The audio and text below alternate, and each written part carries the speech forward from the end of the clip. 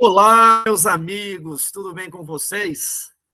Sábado, dia 16 de setembro, estamos fazendo a nossa primeira transmissão da lição ao vivo.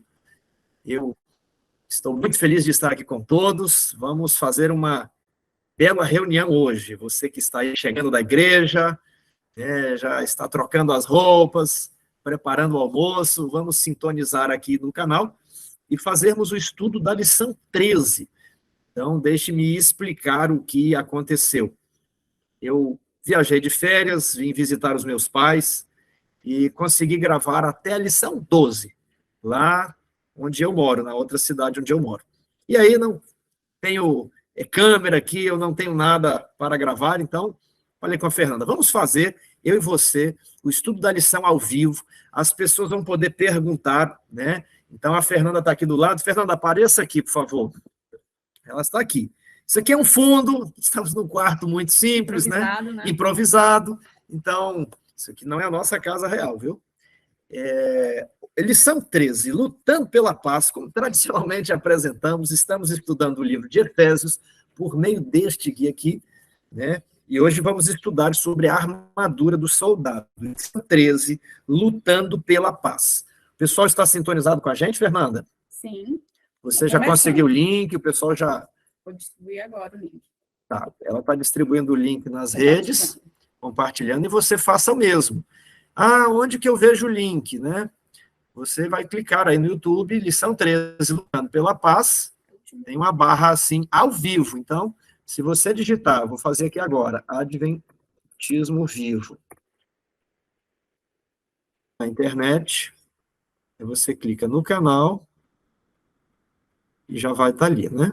Eu não posso clicar, porque senão o som vai interferir, então a Fernanda estará olhando os comentários de vocês. Vai ser uma experiência, vai ser um teste, né? Porque no futuro, quem sabe a gente faz um trimestre aí com participações. Eu já pensei em fazer lives na sexta-feira à noite, fazermos estudos bíblicos interativos, ia ser uma maravilha, não ia? Mas então, eu gostaria de convidar a todos vocês para buscarmos ao Senhor em oração agora. Todos os vídeos que nós fazemos, nós oramos antes. Ninguém grava vídeo no Adventismo Vivo sem orar. Só que, como os vídeos são gravados, a gente não grava oração, porque oração é ao vivo, oração é falar com Deus, e oração gravada é oração gravada, né? Então, nós não gravamos a oração, porque a ideia é incentivar você a fazer sua própria oração, você ter sua comunhão com Deus, e não ouvir a oração de outra pessoa. Mas agora que estamos ao vivo, quero convidar todos vocês, aqueles que puderem, vamos nos ajoelhar e buscar o Senhor em oração?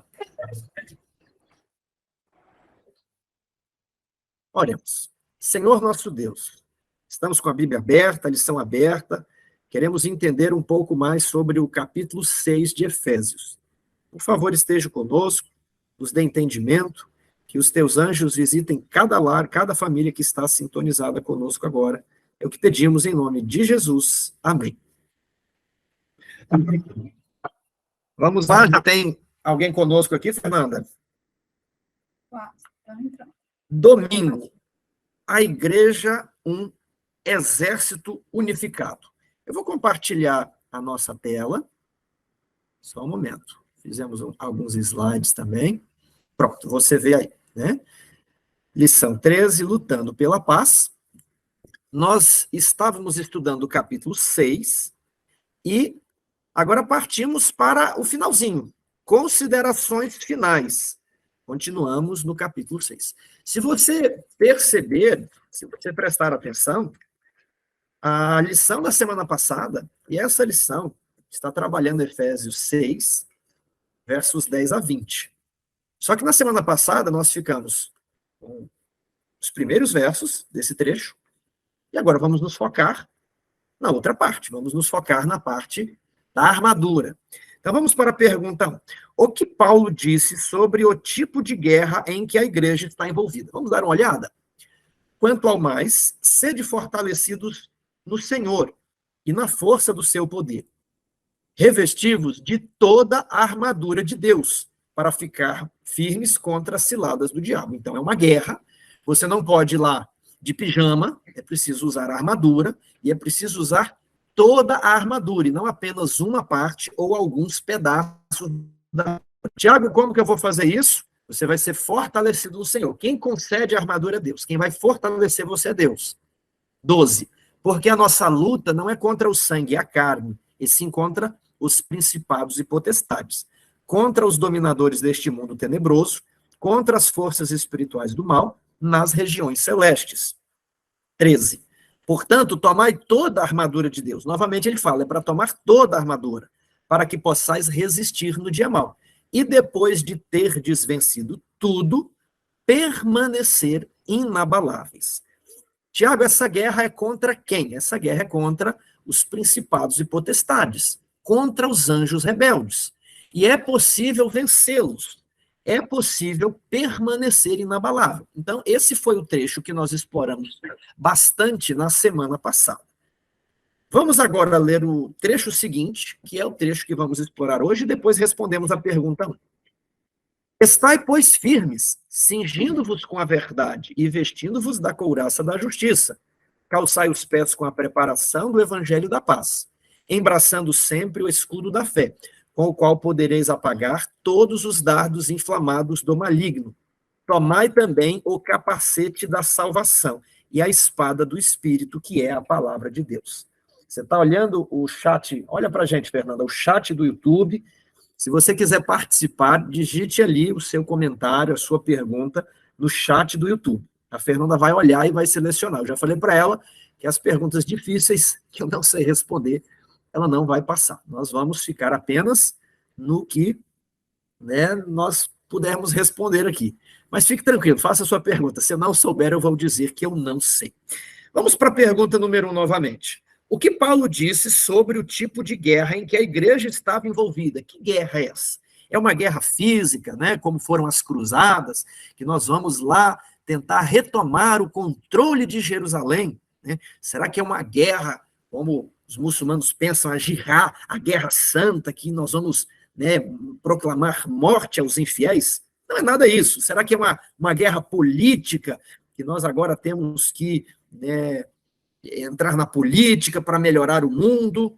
Não, essa não é a guerra. A política é uma guerra, mas não deve ser a nossa guerra, né? Essa é uma guerra espiritual. Essa é uma batalha espiritual. Tiago, e essa guerra é uma guerra pelo quê? Vamos pensar assim. Na política, você tem uma guerra, né, de 4 em 4 anos aí, nas eleições nacionais, você tem uma guerra. E a guerra é uma guerra por votos, é isso? Mas será que os políticos, eles querem simplesmente os votos? Aí no final falam, olha, você ganhou 52 milhões de votos. Ai, que bom. Não. É uma guerra por votos, mas o que eles pretendem é a consequência dos votos. É o poder, é o cargo, é assentar-se na cadeira do presidente. Igualmente, no céu, Lúcifer iniciou uma guerra, porque ele queria o trono de Deus, ele queria se assentar acima das mais altas nuvens, acima de todos os demais seres. Então, ele cobiçou, não o caráter de Deus, mas o poder de Deus. E aí, como que ele pode vencer Deus? Porque Deus é poderoso, ele é um ser criado. Então, ele começa a jogar as criaturas contra o Criador. Então, essa guerra é uma guerra pelas mentes. De certo modo, são votos. As pessoas, os seres criados no universo, vão votar em um ou outro candidato, ou em Deus, ou em Satanás. E qual é a acusação que Satanás fez contra Deus? Que Deus é injusto, que Deus, ele é um tirano, que Deus queima quem discorda dele. Então, as pessoas nem percebiam a existência de uma lei. E Lúcifer falou, existe uma lei, sim, e Deus, ele é um opressor, ele não nos concede a liberdade. Lúcifer foi expulso do céu. O que você acha que ele falou? Está vendo? Eu não disse que ele não concede a liberdade. E aí Lúcifer fez Adão e Eva transgredirem. E aí o que Lúcifer dizia? Agora eu quero que Deus destrua Adão e Eva para mostrar, né, que Deus é um tirano opressor. E aí Deus apresenta o plano da salvação, que estava que ninguém sabia. E Lúcifer também é pego de surpresa. E aí, quando é apresentada a possibilidade de perdão do homem, o que Lúcifer fala? Se você perdoar o homem, você vai perdoar eu e os demais anjos caídos. Então ele coloca Deus numa dificuldade. Mas Lúcifer tornou-se o representante do planeta Terra. E lá no livro de Jó, que é o primeiro livro da Bíblia a ser escrito, a Bíblia fala de uma reunião que aconteceu no céu, onde os representantes dos mundos compareceram perante Deus. E quem foi o representante do planeta Terra? Deveria ser Adão, mas foi Lúcifer. E chegando lá no céu, o que Lúcifer... Estou falando aqui com os slides. Deixa eu olhar para o rosto de vocês. O que foi que Lúcifer... Pronto. O que foi que Lúcifer falou para Deus? Aliás, o que Deus falou para Lúcifer? De onde vem Satanás? Olha, de rodear a terra e passear sobre ela. Aí Deus pergunta, observaste o meu servo Jó? E aí Satanás fala, mas é claro que eu observei. Ele pode ser essas coisas aí, mas o Senhor compra a obediência de Jó. E aí Deus permite que Satanás retire tudo de Jó. Então, essa tem sido a acusação. Deus é um tirano opressor. E quanto a nós? Ele compra a nossa obediência. Aí o que Deus fez? Enviou o seu próprio filho. E como Jesus obedeceu tudo, foi manso, humilde, e como Satanás o destrói na cruz, é ali na cruz que o caráter de Satanás é revelado, é ali que ele é desmascarado. Puxa, porque ele fez mal ao Filho de Deus. Só que nem tudo estava esclarecido. Essa é a resposta pela qual Jesus ainda não voltou. Se a vitória dessa batalha que nós estamos falando, ela foi terminada, completada na cruz, porque já se passaram 2000 anos. A Igreja Adventista tem a resposta para essa pergunta. Ela envolve o santuário celestial, ela envolve o juízo, que na verdade é o juízo do próprio Deus. Deus está sentado no banco dos réus, e Satanás sempre fazendo acusações. Então, ele acusava Jó, você compra a obediência de Jó.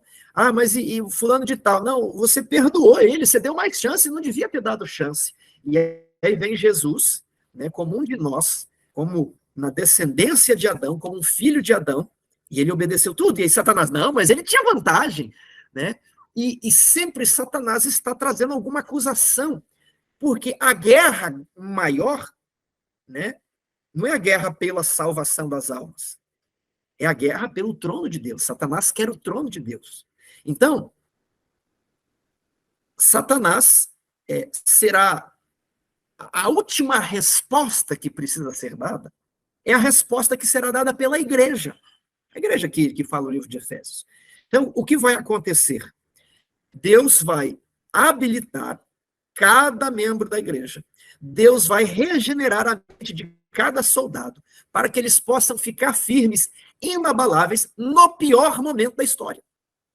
Então, Satanás fala, Jesus conseguiu porque Jesus tinha vantagem, ele era o filho de Deus, mas eu quero ver esses filhos de Adão aí conseguirem.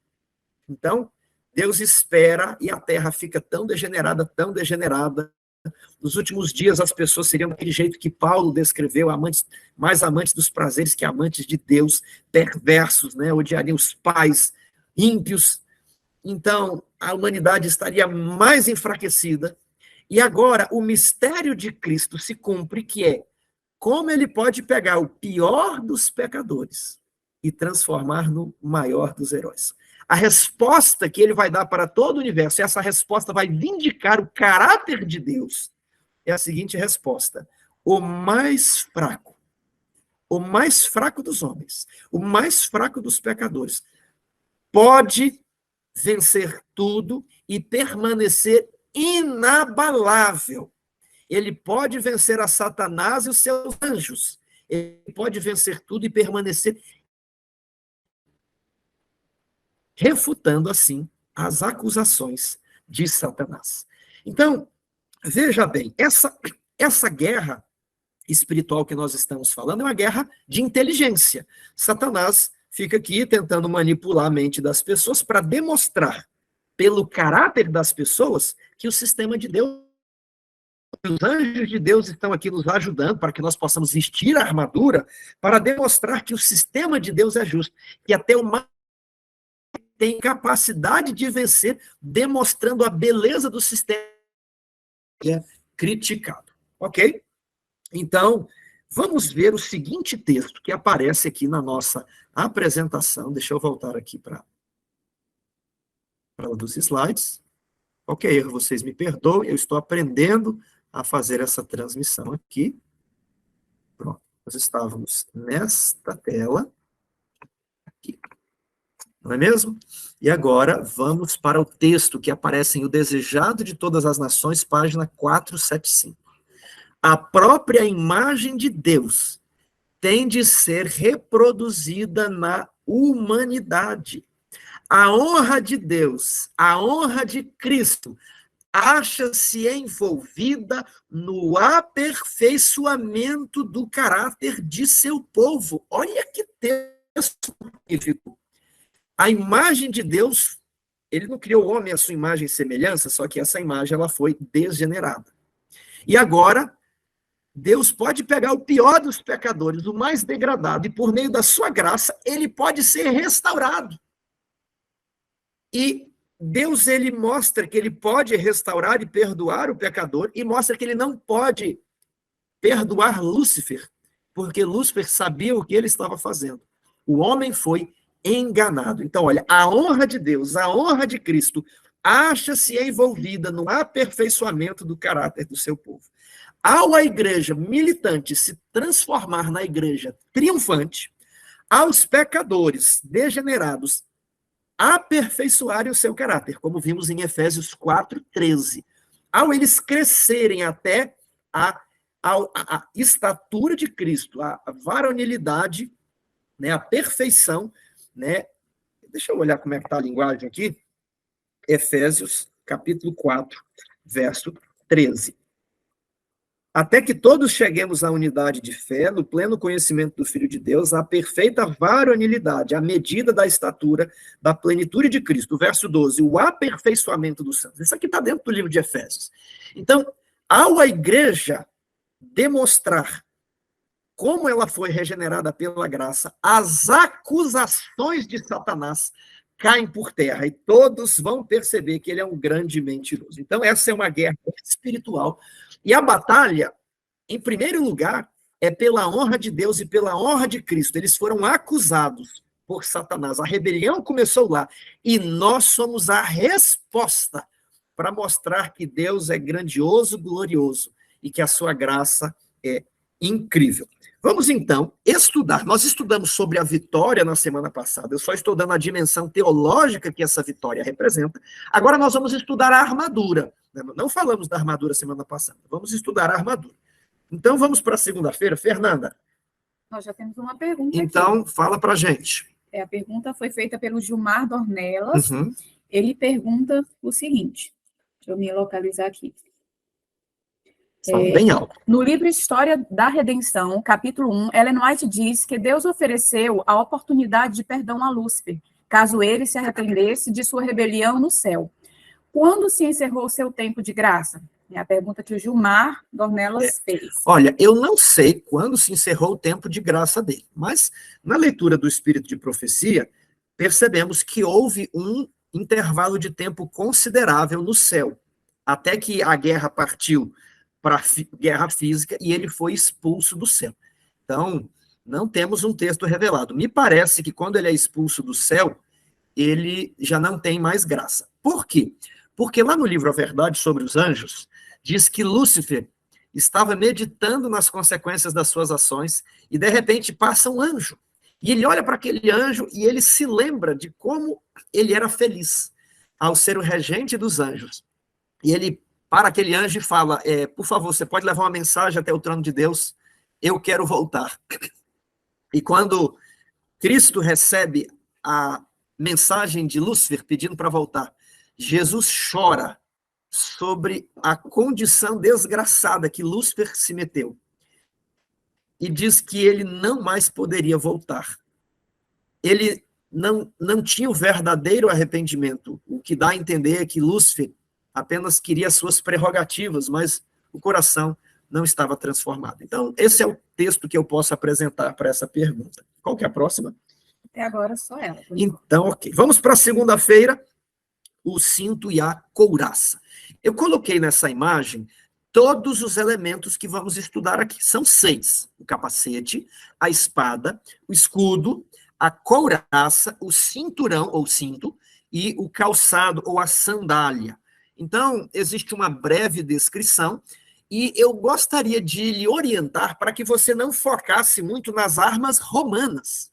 As armas romanas, elas são uma metáfora por meio da qual Paulo quer ensinar um conceito. Então, às vezes, nós queremos dizer assim, tão detalhadamente, como era o capacete, como era a espada, e esquecemos de explicar o conceito. Então, a metáfora é um veículo para nos levar até o conceito. Mas aqui temos, então, a metáfora, e vamos ver o cinturão que está ali à direita e a couraça. Veja que o cinto, ele prendia uma roupa de baixo e parece que prende a própria couraça, né? Ele fixa ali na cintura, igual hoje utilizamos um cinto também. Então você tem o cinturão e a couraça. Vamos ler aqui Efésios 6,14. Estai, pois, firmes, cingindo-vos com a verdade e vestindo-vos da couraça da justiça. Tiago, primeiro ponto, firmes. O que é esse firmes? Não é fácil, né? Os exércitos, eles se amotinavam, aliás, amotinavam não, os exércitos, eles se chocavam uns contra os outros e ficava aquela empurra para lá, empurra para cá. E Paulo está falando, meu irmão, força aí, viu? Não pode retroceder, aguente firme, né? Segure essa pressão, né? Faça força, não vá para trás, continue empurrando o adversário. Primeiro ponto, né? Agora, você vai ficar firme desde que você tomou toda a armadura de Deus. E ele passa a descrever. Primeiro, cingindo-vos com a verdade. O cinto é a verdade.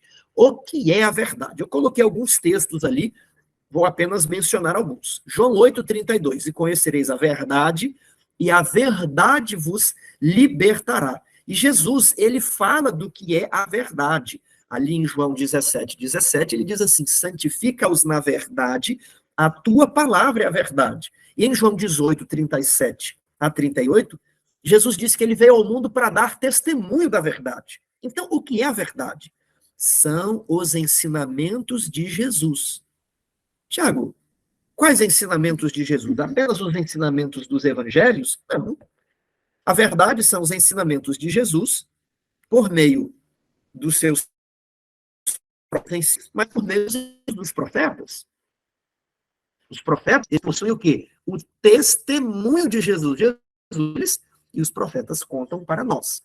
Então, Davi era um profeta. Davi deu instruções. Abraão, Esdras, Neemias. Nós temos profetas no Novo Testamento. Paulo era um deles. Ellen White também, nós acreditamos que ela exerceu o dom bíblico, né?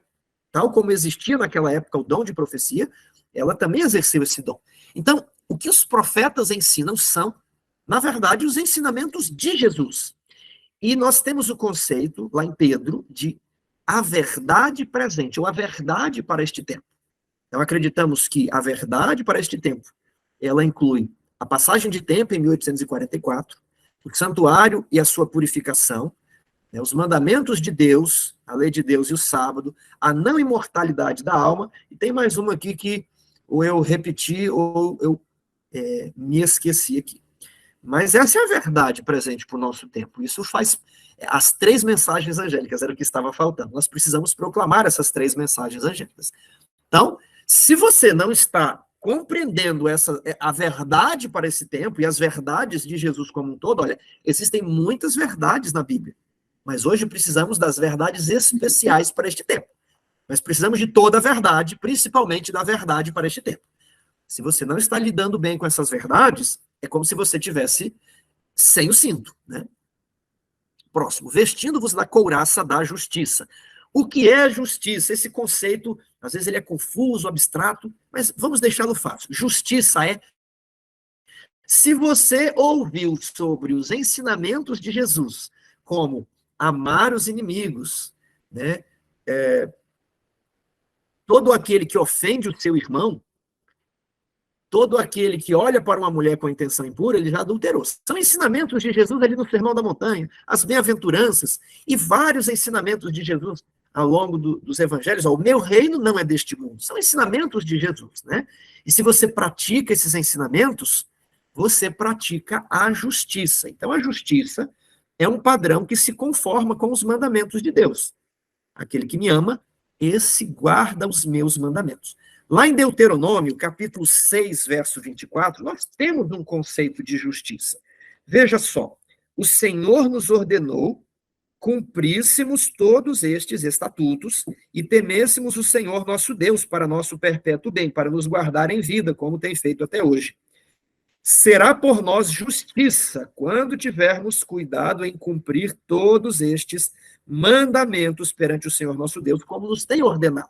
Então, ao você estudar a Bíblia, conhecer ali a verdade sobre o sábado, e você passa a obedecer aquilo, você produz justiça. Quando você, então, conhece a verdade do sábado, e em um momento de fraqueza, você transgride o sábado, você praticou o pecado. Então, o pecado é o oposto da justiça. A justiça é obediência à lei, o pecado é a transgressão da lei. Então, ao conhecermos os ensinamentos de Jesus, precisamos praticá-los. Assim, nós vamos ter a verdade e vamos praticar a justiça, o cinto e a couraça. Quando nós não obedecemos à verdade que já conhecemos, é como subirmos um morro aí, que existe no Brasil, muito noticiado na mídia, para enfrentarmos traficantes, né, sem um colete. Nós estávamos falando sobre a couraça, e que quando não utilizamos essa couraça, é como se estivéssemos subindo para fazer um confronto com o inimigo, sem um colete à prova de balas. Então, quando nós cometemos pecados conhecidos, né, dolosamente estamos fazendo algo errado, nossa proteção diante se torna enfraquecida, a proteção diminui. Deixa eu agora prosseguir aqui a nossa apresentação. Fernanda, temos perguntas aí na parte de... Temos uma pergunta aqui do Valmir. Fala, Valmir. Ele perguntou quando termina o período de graça, se é em 1888. Vamos fazer assim, você lê a pergunta do Valmir daqui a pouco, tá bom?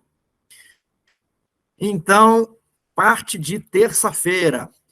Dê outra olhada aí na roupa do soldado e vamos para o calçado. Nossa prontidão em pregar as boas novas.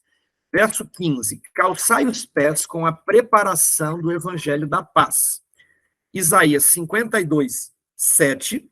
Tiago 5, 20. Daniel 12, 13. Lá em Isaías 52 diz assim: quão formosos são os pés daqueles que anunciam as boas novas. Eu não sei quantos de vocês não conheciam a verdade para este tempo e receberam estudo bíblico, talvez receberam um livro da esperança, talvez receberam a visita de um colportor, talvez assistiram uma série de conferências, talvez você assistiu alguma lição aqui do Adventismo Vivo. Se foi esse o caso, conte para nós. Nós gostaríamos muito de saber. Mas alguém um dia apresentou o evangelho para você e você foi muito beneficiado. Então, você fica pensando assim, olha, vamos imaginar essa expressão, quão formosos são os pés dos que anunciam as boas novas. A pessoa na antiguidade andava pelo deserto, os pés dela estavam, né, os calçados gastos, mas aqueles calçados gastos, aqueles pés empoeirados eram bonitos. Por quê? Porque eram de um viajante trazendo a salvação. Então, todo crente deve nascer no reino de Deus como um missionário. Em alguma coisa, você precisa estar conectado à obra missionária. Ah, eu não sei dar estudos bíblicos. Então, vai junto com alguém que sabe e fica ali, né, assistindo. Você nem precisa falar.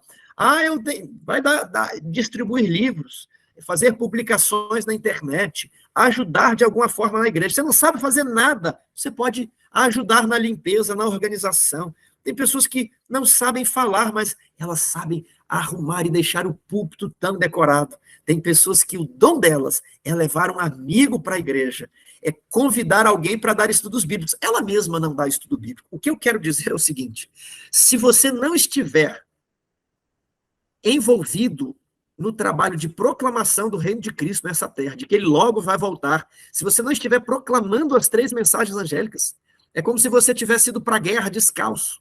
Imagine os soldados lá na Ucrânia, um frio danado, às vezes o chão está congelado e você descalço. Ou imagine você no solo brasileiro, né, na floresta tropical cheio de espinhos de cobras, e você descalço. Essa é a figura do cristão que não está envolvido no trabalho missionário. Veja que bonito Tiago 5, verso 20. Vamos no 19. Meus irmãos, se algum entre vós se desviar da verdade e alguém o converter, sabei que aquele que converte o pecador do seu caminho errado salvará da morte a alma dele e cobrirá uma multidão de pecados. Você não deseja cobrir uma multidão de pecados? Veja que lindo convite. Daniel 12:3 fala: aqueles que a muitos conduziram à verdade e que aos pés de muitos eles conduziram à justiça, eles brilharão como as estrelas para sempre e eternamente. Então, aqui os sapatos que o soldado está usando, eles são os sapatos do evangelismo. Esse soldado, ele tem que entrar, ele tem que avançar, ele tem que, né, empurrar as linhas inimigas. E já que eu estou falando disso, eu me lembrei aqui da parte de domingo, que não respondemos corretamente a pergunta 1. O crente contra o mal é uma guerra individual ou uma guerra coletiva? Eu não estou dizendo aqui que você tem que fazer o evangelismo, né? É uma guerra individual ou uma guerra coletiva? A lição, ela defendeu aqui a parte que é uma guerra coletiva. E eu acho que é uma guerra coletiva. Mas não é apenas uma guerra coletiva. É uma batalha individual também. Porque você consegue imaginar a igreja vestida da armadura, mas os crentes não? Você está compreendendo? É preciso que cada soldado, cada crente, esteja vestindo armadura para que a igreja como um todo também esteja vestida. Então, se você individualmente não está vestido, né, você vai ficar com uma parte do joio. Porque a igreja, ela possui o trigo e possui o joio. O trigo vai vestir completamente a armadura. O trigo estará envolvido na pregação do evangelho. O joio não. O joio, ele estará sem as sandálias, sem os sapatos. Tiago, mas por que você está falando isso? Porque Paulo diz para tomarmos toda a armadura de Deus. Então, existe uma guerra coletiva e existe uma guerra individual. Você, na sua casa, com Deus, mas, ao mesmo tempo, nós vamos nos unir aos nossos irmãos e fazermos o trabalho missionário, porque cada pessoa recebe um talento. Um tem o talento de falar, o outro tem, né, talentos com tecnologia, outro tem o talento da música, o outro tem contatos. Às vezes, cada pregador tem uma maneira de pregar diferente. Cada professor da lição da escola sabatina tem um jeito diferente. Então, deve haver uma união de todas as pessoas. Outro ponto aqui para falarmos da armadura, veja aí, Deus nos dá armadura, mas Deus não faz a gente vestir a armadura. Ele nos oferece. Agora, vestir a armadura é uma decisão nossa. Ele não vai forçar você. Então, além de vestir a armadura, você precisa ajustar essa armadura. Porque se a armadura não estiver ajustada, você pode correr e o seu cinto vai cair, a sua sandália não está amarrada, né? O seu sapato está furado. Por isso, precisamos de ter a humildade de, apesar de termos uma luta individual, precisamos nos unir e um soldado vai mostrar para o outro. Será que a minha armadura está amarrada aqui atrás? O capacete está bem colocado? Olha aí. Então, às vezes um fala assim, olha aí, ó, seu sapato está desamarrado. E aí você fica chateado com aquele irmão. Aí que entra a humildade. Cada pessoa deve ajudar o outro a vestir a sua armadura. Aquele que for orgulhoso, e quando alguém fala, olha, você está com sapatos desamarrados, sabe o que vai acontecer? Se ele for orgulhoso e não amarrar os sapatos, quem vai tropeçar e cair? Vai ser ele. Deus nos chama a vestir a armadura, não queremos a armadura de Saul, mas a armadura completa de Deus. Vamos aqui para a parte de quarta-feira, quando falo do escudo, capacete e espada. Antes disso, quais são as perguntas que nós temos aqui, Fernanda? Bem, nós temos aqui a pergunta do Valmir Júnior. Ele perguntou o seguinte: quando acabou o período de ignorância? Foi em 1844? Meu irmão Valmir, eu não entendi sua pergunta. Você faz de novo, se tiver tempo a gente responde. Qual que é a próxima? A próxima pergunta é da Maria dos Prazeres. Ela pergunta: irmão Tiago, como devo me comportar para esse grande conflito espiritual? É o que nós estamos explicando aqui na parte prática. Então, conhecer os ensinos de Jesus é a palavra de Deus. Você precisa ler a sua Bíblia todo dia. Quem não lê a Bíblia todo dia pode ser confundido com a questão da verdade. Vamos explorar isso um pouco mais. A parte de quinta-feira fala da oração. Então, orar e ler a Bíblia é essencial que você faça todos os dias, várias vezes por dia, né? Já já vamos ver isso. Agora, outra coisa importante para você se comportar, como é que é o nome dela? Maria dos Prazeres. Maria dos Prazeres. É você não vestir a armadura de Satanás.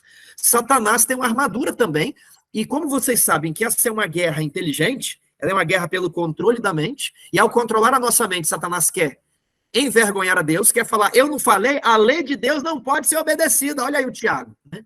Como é que ele controla a nossa mente? Pela propaganda. Então, se nós assistirmos a propaganda de Satanás, os entretenimentos de Satanás, os filmes de Satanás, os jogos de Satanás, é tudo que o mundo, os atrativos que o mundo oferece, o que vai acontecer? A gente vai começar a duvidar, não vai ter fé, a gente vai não usar sandálias, você não vai se envolver no trabalho missionário, que você não tem tempo, né? Então, ao usar a armadura de Satanás, ficamos inaptos para batalhar as batalhas do Senhor. Então, o seu preparo, Maria, deve incluir leitura da Bíblia todos os dias, de manhã e de noite, oração, no mínimo de manhã e de noite, e se afastar da propaganda do inimigo, para sem querer você não vestir a armadura dele, ok? Quarta-feira. Tem mais perguntas? Não. Só... Quarta-feira. Escudo, capacete e espada. Novamente, vamos aqui compartilhar a nossa tela. Você vê aqui o capacete, a espada e o escudo do lado esquerdo. Não é muito importante os detalhes dessas peças. O importante é o significado. Olha lá. 16. Embraçando sempre o escudo da fé, com o qual podereis apagar todos os dardos inflamados do maligno. Ao longo da sua caminhada, por vezes, você ficará desanimado. Você sentirá abandonado. O próprio Jesus se sentiu. Deus meu, por que me abandonaste? Você também poderá se sentir sem fé, com dúvidas. Você poderá sentir as paixões não santificadas dentro de você, invadindo a sua mente. Fique tranquilo, isso é a tentação. E é possível resistir a isso, como? Por meio da fé. Primeiro texto que eu coloquei ali é 2 Coríntios 1, 20. Em todas as promessas de Deus, temos nele o quê?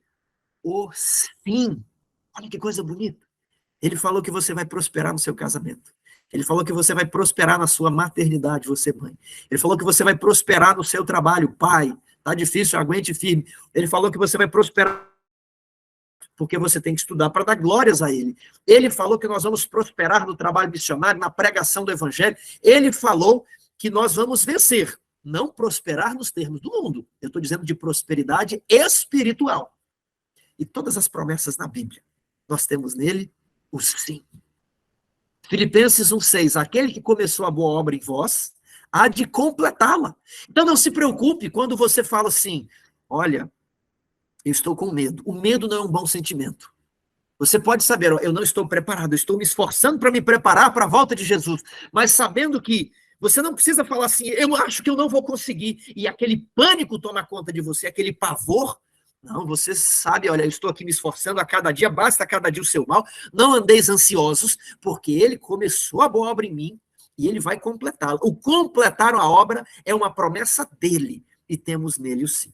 Agora, Romanos 10, 17. Ah, Tiago, a minha fé está baixa. Como que eu posso aumentar a minha fé?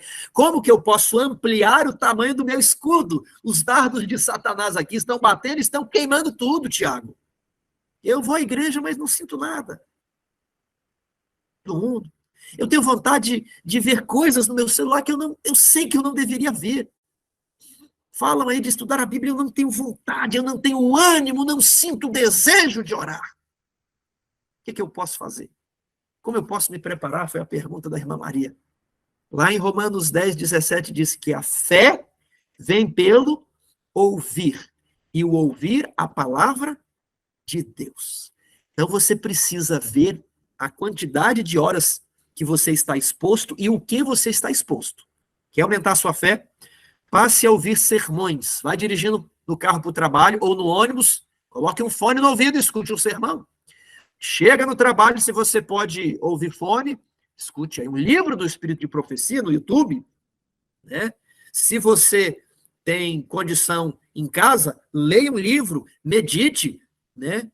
Exponha-se a coisas boas e a sua fé vai aumentando. Agora, se você anda com amigos pagodeiros, se você frequenta lugares onde toca pagode, se você tem camisas ou roupas de pagode, né? Com o tempo, a sua fé vai diminuir, você vai se entregar ao pagode, né? Ao forró, ao samba, ao axé, porque você está se expondo àquilo. Então, quer aumentar a sua fé? Expõe a sua vida à palavra de Deus. A fé vem pelo ouvir a palavra de Deus. Comece a ler sua Bíblia. Mas assim, você lê a sua Bíblia e fala, não mudou nada, é igual remédio, meu amigo. Você toma um remédio, às vezes não faz efeito no mesmo dia. Você vai tomando, tem remédios que demoram 15 dias para fazer efeito, 30 dias. Né? Dizem que uma grande diferença na vida é a partir do 3º dia, a partir do 4º dia que você está lendo sua Bíblia. Então, pare de ver as coisas de Satanás e passe a se expor à palavra de Deus, senão a sua fé vai definhando. Quais são as perguntas que temos aqui? Vou começar com a pergunta da Angélica. Ela perguntou o seguinte. Peraí. Angélica.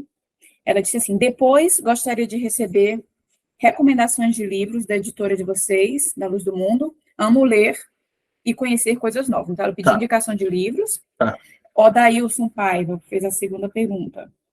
Ele disse, podemos nos ferir utilizando a armadura de Deus? Foi parecida com a pergunta também da Cristina Teixeira. Odaí, essa pergunta eu não sei responder porque não está no texto. Você entendeu? Talvez Paulo não está querendo se focar em todos os detalhes, né? Mas ele está querendo... Veja aí na tela como está. Verdade, justiça, evangelho da paz, fé. É isso que nós temos que nos focalizar.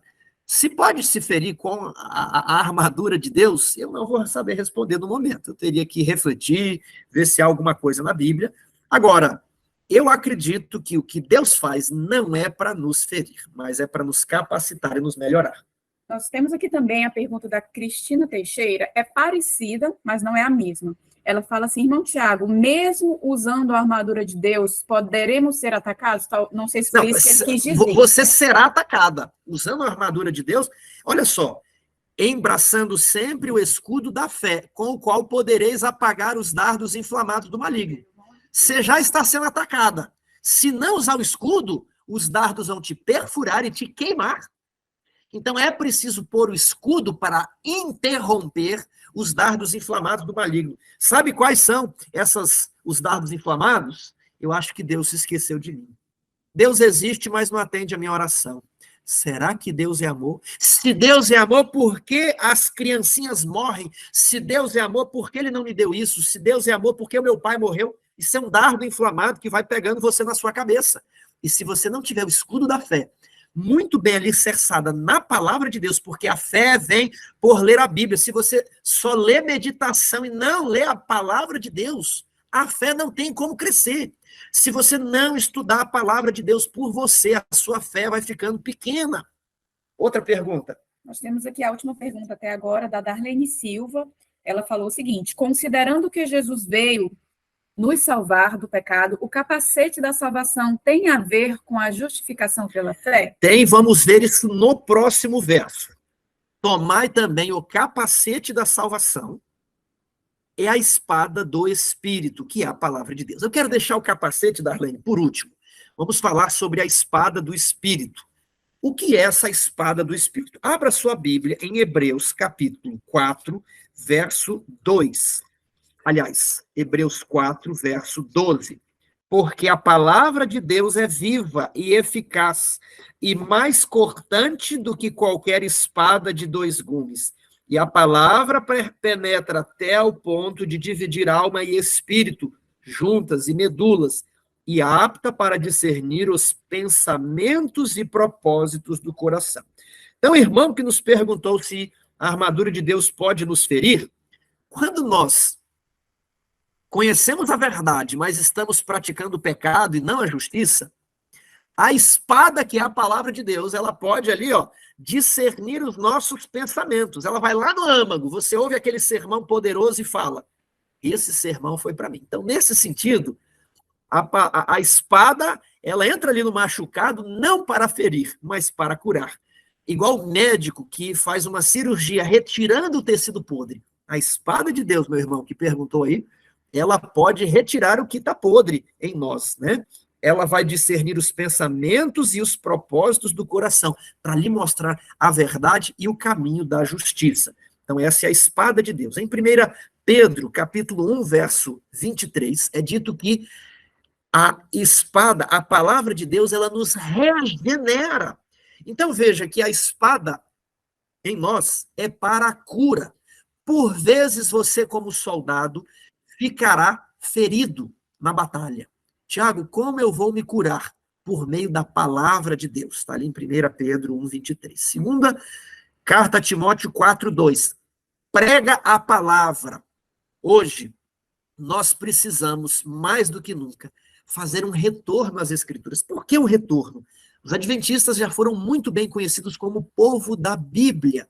E eu me pergunto, será que ainda podemos ostentar esse título de o povo da Bíblia? Quando eu falei lá no início do coletivo individual, às vezes existe o seguinte perigo. Amanhã é o dia do evangelismo. O pessoal está aí fazendo evangelismo. E você? Não, eu estou é o dia do evangelismo, eu fico em casa, né? Então, veja só. Quando a coisa é coletiva, às vezes nós pensamos assim, estão fazendo aí, eu paguei o pastor, os dízimos aí estão fazendo. Não, mas você precisa fazer também. Você precisa pregar a palavra também. Então, hoje está havendo muito a ideia de pregar algumas outras coisas, né? O sermão coach, as ideias da oração centrante, apenas uma mensagem aqui motivacional. Mas o povo precisa manusear bem a Bíblia, a espada, e saber ali as profecias de Isaías, as profecias de Daniel, de Apocalipse. A pessoa precisa expor o tema da justificação, não com os livros de Jones e Wagner, não com os livros da irmã White, mas ele precisa saber expor o tema da justificação com a Bíblia. Ele precisa apresentar, existe um santuário no céu, e eu sei mostrar aqui o santuário no Novo Testamento, e também no Velho Testamento. Uma vez, uma judia me perguntou sobre o santuário de Deus. Voltamos, eu não sei por que nós estamos com essas pausas, né? A gente não sabe por que isso acontece. Mas vamos prosseguir. Na semana que vem vai ficar melhor. Mas estávamos falando da espada do Espírito. Estávamos aqui na apresentação, que eu vou compartilhar a tela de novo, falando do texto de 2 Timóteo 4, 2. Então, hoje, precisamos que as pessoas preguem a palavra de Deus. Então, a igreja não é para fazer motivação, sermão, não. As pessoas precisam entender as doutrinas, a verdade. Ali em Jeremias 23 diz que a palavra de Deus é um fogo poderoso e ela esmiuça. Em Apocalipse 2:12 diz que ele tem a espada de dois gumes, que é a palavra de Deus. O próprio texto aqui explica, olha, tomai também a espada do Espírito, que é a palavra de Deus. Agora eu deixei o capacete da salvação por último. Por quê? Porque quando o guerreiro sofre um acidente, quando, quem sabe, o cinto desamarra, estou precisando de uma água aqui. Quando o sapato sai do pé, quando a espada cai da mão, e às vezes ele é gravemente ferido, esse soldado vai cair, mas uma arma ainda está com ele, é o capacete. E eu quero dizer que o capacete do Espírito, aliás, o capacete da salvação, precisa ser muito bem compreendido por você, para que você não se ensoberbeça, mas para que você também não fique com medo. Efésios 2:8 nos diz o quê? Sobre o capacete da salvação. Porque pela graça sois salvos, mediante a fé. Isso não vem de vós, é dom de Deus. A salvação é um dom de Deus. Inclusive, a fé é um dom de Deus, não vem de você. Mas para ela aumentar, você tem que abrir as portas, né? Você tem que se expor à palavra de Deus. Agora, Atos 15:11. Eu quero ler esse texto com vocês. Livro de Atos, capítulo 15, verso 11. Mas cremos que fomos salvos pela graça do Senhor Jesus, como também aqueles o foram. Então, nós já fomos salvos. Nós fomos salvos. E quando você se sentir desanimado, quando você se sentir no fundo do poço, quando você se sentir que você pecou e que você está perdido, não existe esperança para você. Você vai se lembrar que Deus amou o mundo e deu o seu Filho, e você foi salvo. Jesus já fez tudo que que precisava ser feito para você ser salvo. Compreendeu? Então, essa esperança você precisa ter para lhe ajudar quando você cai ferido no sono. E às vezes a incredulidade vem dizendo assim: tire esse capacete da salvação, abandone a igreja, abandone a Jesus, aproveite a vida, curta o mundo, né? Abandone tudo. Vem esse pensamento. Mas eu lhe digo, não retire jamais o capacete da salvação. Não faça isso. Você já foi salvo, mas agora eu quero lhe advertir sobre outra coisa, é o perigo de você se ensoberbecer. Ah, se eu já fui salvo, então eu não vou estudar a Bíblia, né? Não vou ter a espada do Espírito, não vou conhecer a verdade, não vou praticar a justiça, não vou me envolver no evangelho da paz, não é mesmo? Não vou ter o escudo da fé, porque eu estou salvo, eu estou garantido. Aí é um erro. Como assim você já foi salvo? Deus já fez tudo o que precisava fazer por você e ele continua fazendo. Você está salvo, só que provisoriamente. A sua salvação só irá ser concretizada quando você chegar ao final do caminho. Lembra lá do cristão, do livro O Peregrino? Ele já tinha sido salvo. Só que a vida eterna é só para aqueles que chegam até o fim da estrada, do caminho. Estreito é o caminho, estreita é a porta. Aí no meio do caminho tem lá o Apolião, né, uma figura do diabo. E o cristão ele foi revestido das armas da justiça, essa aqui é a parte de sábado, para enfrentar aquele caminho. Agora veja ali Mateus 13, verso 13. Diz assim, Mateus 13, verso 13. E eu abri coloquei a referência errada. O texto que eu gostaria é o seguinte: aquele que perseverar até o fim, este será salvo. Jesus alerta os seus discípulos que eles sofreriam perseguições, injúrias, calúnias, mas aquele que perseverar até o fim será salvo. Então a salvação que recebemos hoje ela é provisória. Durante o juízo, durante o exame dos livros de registro, pode ser avaliado que você fez pouco caso dessa salvação, e ela lhe será retirada. O perdão lhe será retirado. Mas se você não desistir, porque Cristo vem logo, se você perseverar até o fim, você será salvo. Agora, eu tenho um texto muito especial para ler para você, que às vezes se sente desanimado. Por que Deus não me deu isso? Por que Deus tirou os meus pais? Por que Deus me tirou o filho? Porque se Deus é amor, por que eu sofro tanto? Eu quero que você abra comigo a sua Bíblia em Romanos, capítulo 8, verso 34. Romanos, capítulo 8, verso 34. Diz assim: quem os condenará? Quem condenará você, Maria? Quem condenará você, Antônio? Quem condenará você, Daniel? Quem condenará você, Márcia? Quem condenará você? É Cristo Jesus quem morreu, ou antes ressuscitou, o qual está à direita de Deus e também intercede por nós. Então, quando você tombar em batalha, quando você cair, e quando você falar, não dá mais para mim, Jesus voltará e eu não consigo estar preparado, eu vou desistir, eu vou por fogo mesmo, pelo menos vou aproveitar a minha vida aqui. Eu quero que você pense assim: quem vai te condenar? Nunca jamais retire o capacete da salvação. Nunca pense que Deus não é amor. Não, mantenha vivo o capacete da salvação. Levante-se, pegue a espada, pegue o escudo e continue avançando. Não olhe para trás. Não volte atrás. Sempre avançar, jamais retroceder. Falando aqui sobre a palavra de Deus, uma única frase da Escritura é de muito mais valor do que 10.000 ideias e argumentos humanos. Os dardos inflamados do maligno virão, mas você segure ali a espada do Espírito, que é a palavra de Deus, e o capacete da salvação. Quinta-feira, falamos aqui sobre oração. Com toda oração e súplica, orando em todo o tempo no Espírito. E para isto, vigiando com toda perseverança e súplica por todos os santos. Devemos orar quando? Em todo o tempo. Você está fazendo um serviço braçal? Comece a conversar com Deus: Senhor, eu não gosto desse serviço. Senhor, me pagam tão pouco, eu gostaria de ganhar mais, mas ajude-me a fazer esse serviço como se fosse para ti. Você está dirigindo, Senhor, olha que barbeiro ali. Senhor, hoje acordei atrasado, né? Amanhã eu não posso. Converse com Deus em todo o tempo no Espírito. Essa oração é oração silenciosa. Não é necessário que você esteja sempre de joelhos para orar a Deus. Você pode falar com Deus a qualquer momento de maneira silenciosa. Mas durante o nosso culto, público ou particular, quando elevamos a voz a Deus de maneira audível, o dever é que estejamos de joelhos, porque esta é a postura correta para adorarmos a Deus. Mas em todo tempo devemos orar mentalmente, em espírito. E também por mim, para que me seja dada no abrir da minha boca a palavra, para com intrepidez fazer conhecido o mistério do Evangelho. Paulo, então, nos orienta a orarmos por nós e também por ele, que era o pregador.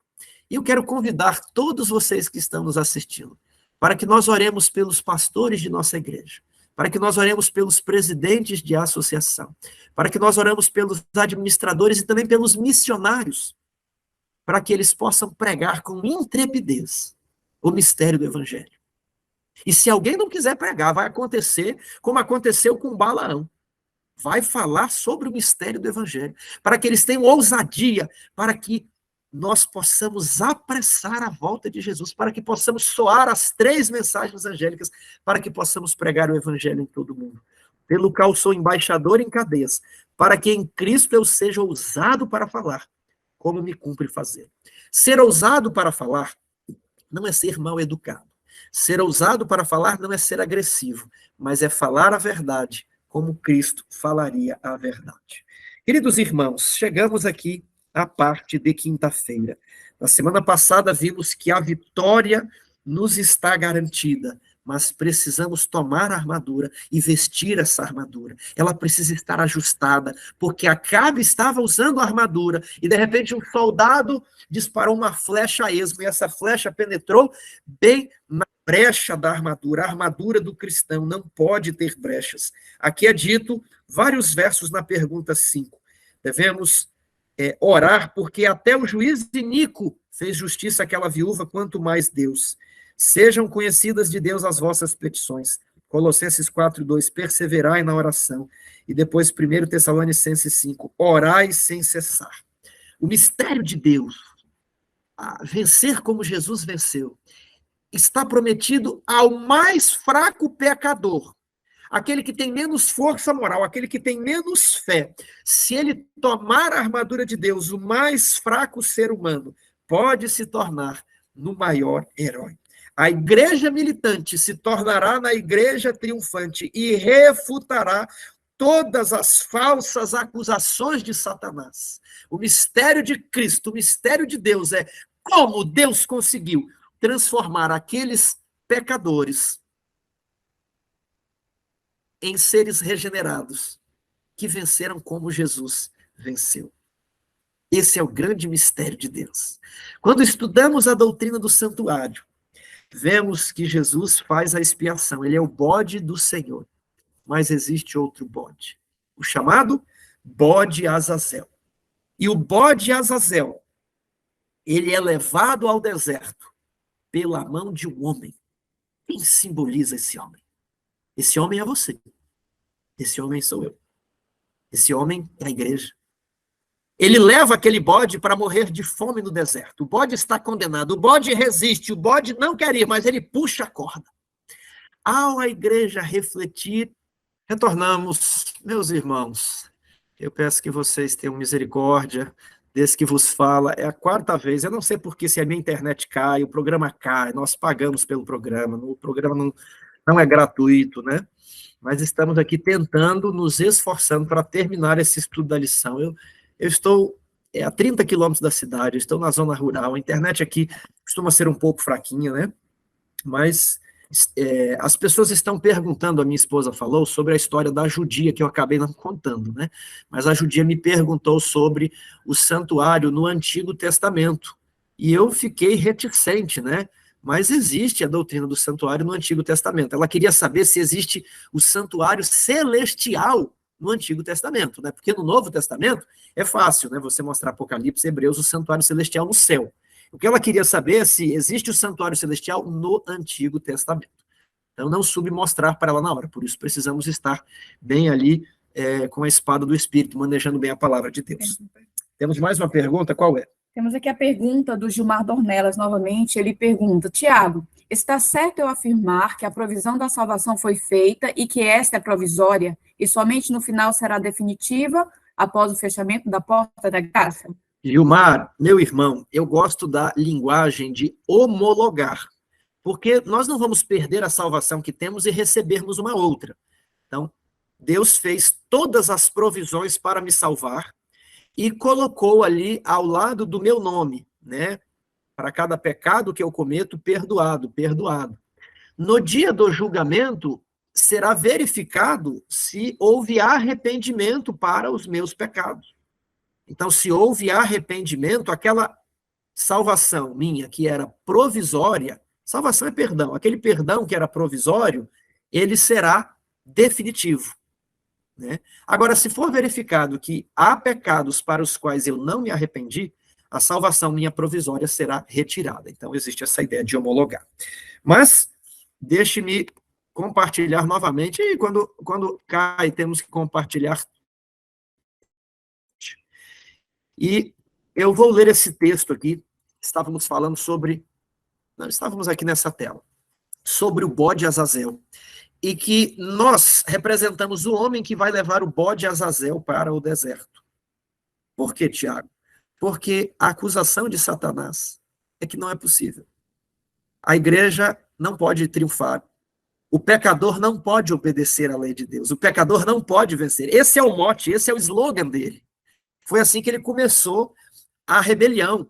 Deus fez uma lei que não é possível de ser obedecida. O problema está com o legislador. Ele deve ser retirado do trono. A lei dele é injusta.